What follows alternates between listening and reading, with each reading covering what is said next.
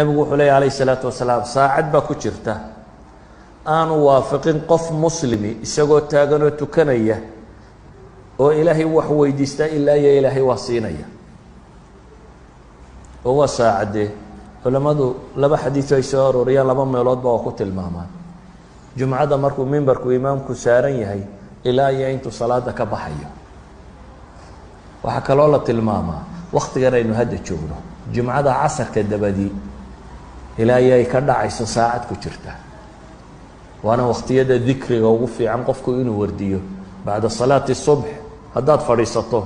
oo wardidid ilaa cadceedu kaaga soo baxdo oo aad laba ragcadood tukatid wuxuu nebigu ku tilmaamaya inay tahay maxay xajatun taama buu nebigu ku celiyey waa xaj dhammaystiran baa la yidhi adoo hadda masaajidka iska fadhiyaad yeelatay xaj bacda alcasarna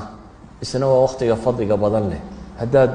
weliba casar jimce hadduu noqdo saacatulijaabahay culamadu sheegayeen baa ku jira walidaalika waxaynu leenahay azminada faadilka ah